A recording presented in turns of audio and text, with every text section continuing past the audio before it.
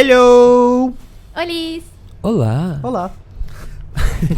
Bom, mais um vídeo com Murilo e João. João estuda na UBA, Murilo estuda na UNLP. Chamamos o Murilo hoje pra conversar mais sobre a UNLP, porque não tem conteúdo sobre a UNLP nesse canal. E sempre estão pedindo e a Tá gente faltando. tava... Tá faltando. Não tem. E hoje vamos explorar o Murilo. Como que é estudar na UNLP? Desculpa. Perdão. Fale. Eu queria falar que, inclusive, o Murilo é nosso assessor. Então quem for estudar na UNLP... Vai falar comigo. Vai falar com o Murilo. Exato. E o que tu acha? Como é que é estudar na UNLP? Eu sou suspeito pra falar, porque eu amo a UNLP. Eu amo a UNLP. Desde que eu entrei, assim, já faz 2 anos e meio já.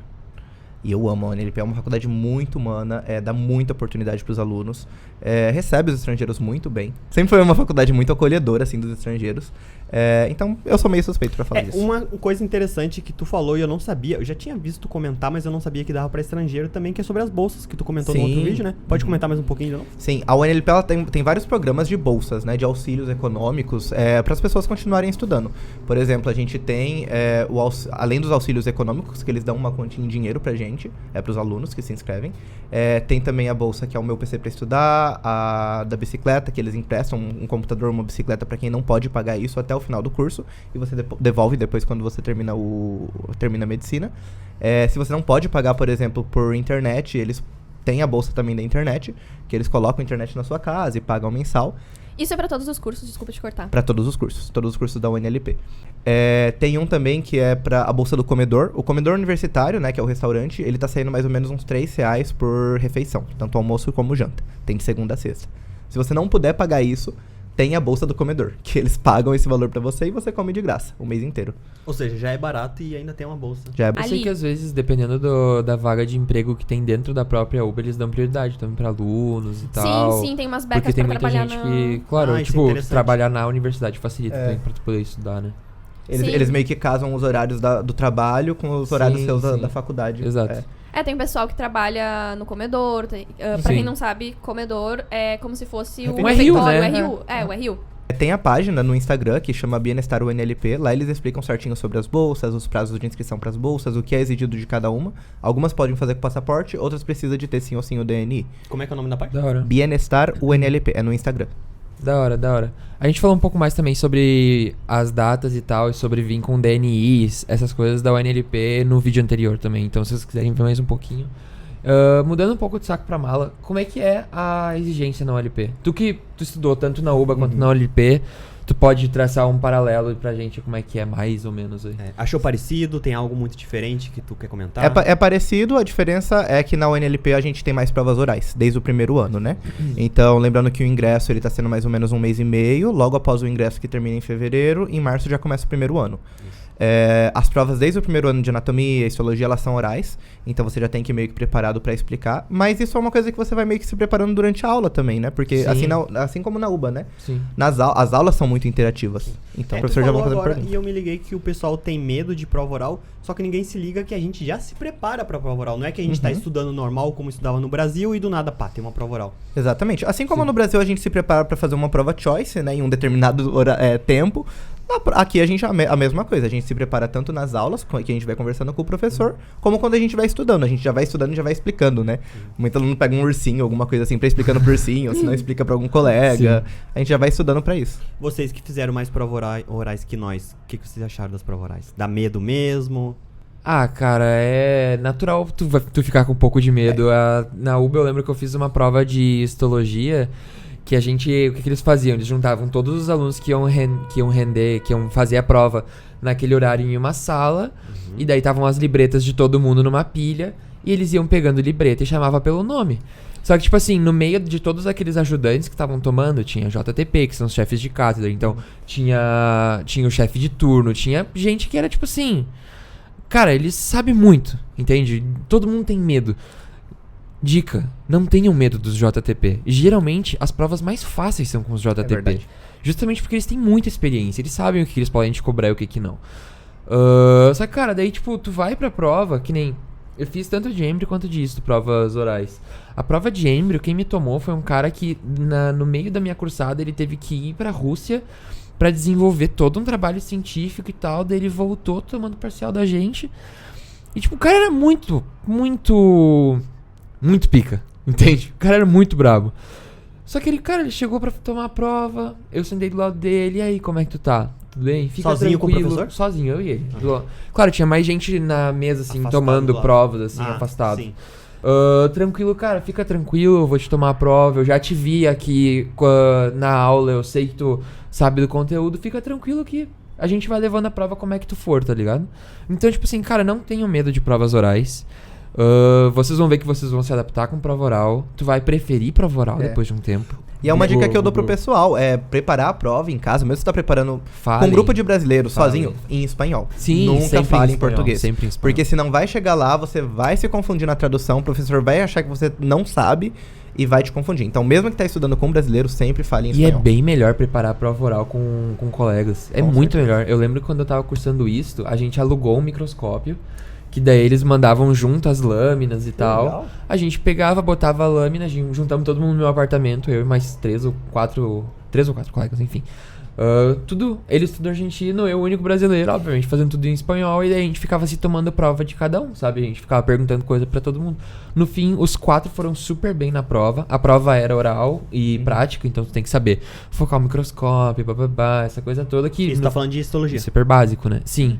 Isso, no fim das contas, vira super básico, né? Tipo, se tu não souber focar, tu já tchau pra ti na hora já.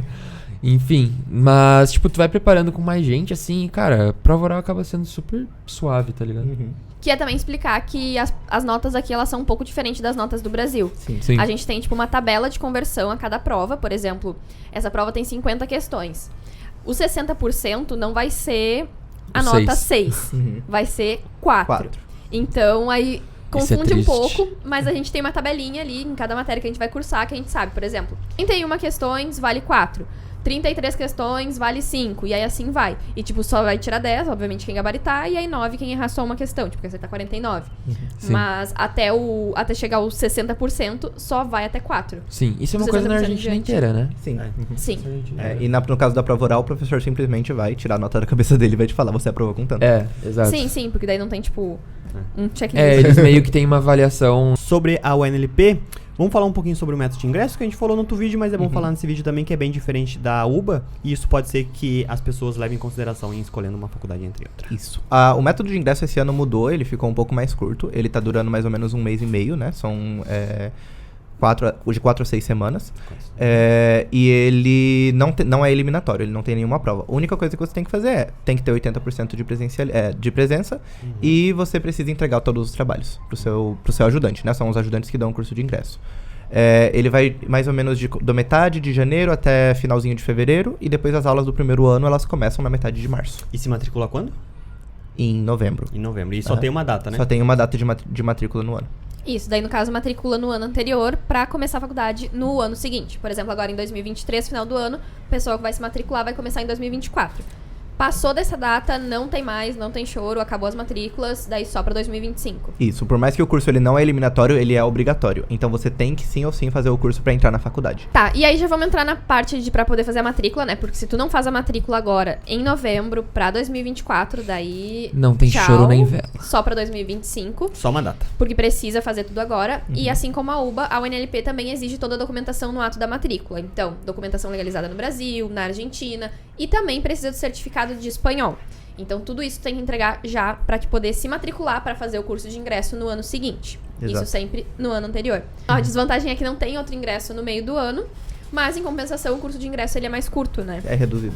Pra finalizar, agora acho que a gente poderia falar sobre o método da faculdade, que o pessoal pergunta bastante, qual que é a diferença da UBA, se tem alguma diferença, e qual que é a diferença em relação com as faculdades do Brasil. Quem começa? A faculdade é basicamente o método tradicional da Argentina, né? Não é o PBL. É apenas uma matéria, que é Sociales e Medicina. Ela tem um pouco mais parecida com o PBL, porque eles trazem mais casos clínicos, né? Que matéria é essa? Ciências Sociais e Medicina. Ele vai falar bastante sobre identidade de gênero, sobre como atender o paciente. Entendi. Ele já vai um pouquinho pra parte mais prática, né? Já Eu vai pro acho primeiro que ano. na UBA não tem essa Não, aula, não tem mas essa tem um matéria. curso sobre isso. Tem, Tem a um gente curso tem um curso de obrigatório de, gênero, identidade sim. de gênero, que é mais ou menos essa questão, que é a da Lei Micaela, né? Sim. Então... Todo online, tu faz Todo tudo no mesmo dia, se tu quiser. Perfeito. Tá, mas comparando com o Brasil, o que vocês veem de diferença? Ainda mais tu, amor, que já estudou no Brasil. Eu acho que a diferença principal é que, assim, eu já tive professores que davam aula num método parecido, que é o método daqui, né? Isso que... na faculdade, né? Isso, sim, na faculdade. Pra quem não sabe, a Gabriela é formada em biologia também.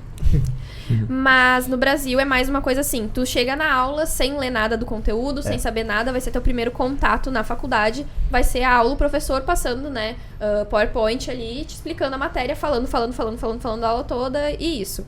Eu já tive alguns professores no Brasil que trabalhavam dessa outra forma, inclusive até explicaram que é uma forma que aprende mais, né, que é comprovado que o aprendizado por parte do aluno é muito maior, que é, te deixa uma matéria, né, uma parte específica da matéria pra te ler antecipadamente antes de chegar na aula, porque daí tu já vai saber as dúvidas que tu tem com aquele tema, e quando o professor começar a falar, tu já vai saber do que é o assunto.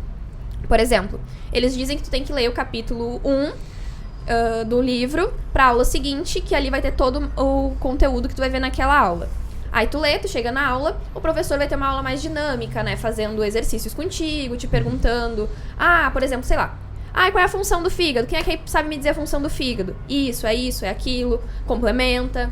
Claro que também aqui a gente também tem o seminário, né, que seria a aula teórica do Brasil, onde vai um professor e explica a matéria, mas a aula teórica daqui, ela não é obrigatória, né, ou seja, tu assiste se tu quiser, o conteúdo cai na prova, de qualquer forma, se tu assistir ou não, mas, né, se tu quiser ver só em casa a matéria sem assistir essa parte de aula, tu também pode. Diferente, né, que no Brasil só tem, digamos, o teórico e não tem o prático. Aqui a gente tem mais prático pra botar, digamos, pra fora o que a gente leu, conseguir fazer perguntas pro professor e tudo mais. Isso é a um diferença. ensino um pouco mais racional, né? Ele faz tu racionalizar um pouco mais o ensino, ao invés de só ser uma esponja. Isso, é um método de ensino que ele é inspirado na faculdade de Harvard. Até algumas pessoas falam que ele é tradicional harvardiano. Porque ele é baseado mais ou menos como eles funcionam lá em Harvard. É um ensino mais moderno, né? Hoje em dia se ensina assim no mundo inteiro. Eu tenho um professor que ele deu aula no Brasil por 1 ano e depois ele voltou pra cá, né? Ele só ficou 1 ano mesmo, como se fosse uma espécie de intercâmbio.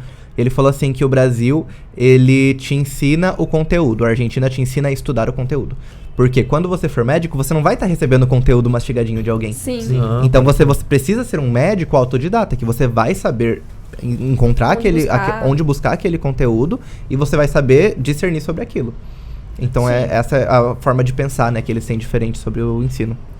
E até esse estudo mais ativo, né, fazendo o aluno perguntar, tipo, quando a gente faz uma pergunta de algo que a gente não sabe, também o professor, ele não dá de bandeja a resposta. Ele te responde com uma pergunta. Ele te responde com uma pergunta. Aí se tu Primeiro não sabe, momento dá ódio, no segundo tu começa a pensar um pouquinho. Aí tu pensa, tenta responder, se for isso, não for isso, obviamente ele vai te dar a resposta correta, mas é sempre aquela coisa de, tipo, te fazer pensar, te fazer entender aquilo de uma forma que tu consiga explicar, botar pra fora. Tipo, não é que nem no Brasil, que eu vou ler ali, vou decorar como funciona o músculo X e ponto, e aí na prova eu escrevo isso. Não, aqui tu tem que explicar como é que, saber dizer pra ele funciona assim, saber dizer pra um leigo como é que funciona o músculo X. E pra te saber fazer isso, tu precisa ter estudado de uma forma mais ativa. Bom, era isso por hoje. Espero que vocês tenham gostado desse vídeo. Quem quiser ver mais do João e do Murilo, tem outro vídeo aqui da gente comparando a UBA com a NLP. Queria agradecer os dois de novo. Muito obrigado por vocês participarem do vídeo. Posso falar? Podes deixar? Muitas graças. Vai ter Se coxinha. inscreve no canal, ativa o sininho e deixa o like. E quem quiser estudar na UNLP, eu vou deixar aqui o contato do Murilo, que é nosso assessor. E era isso. O curso do espanhol vai estar aqui também. Espero que vocês fiquem bem. Tchau. Tchau, até a próxima. Tchau. Told you you so extra, but I know I'm the same. Love me in spite of my trauma. Give me what I need instead of the drama. 'Cause when it pops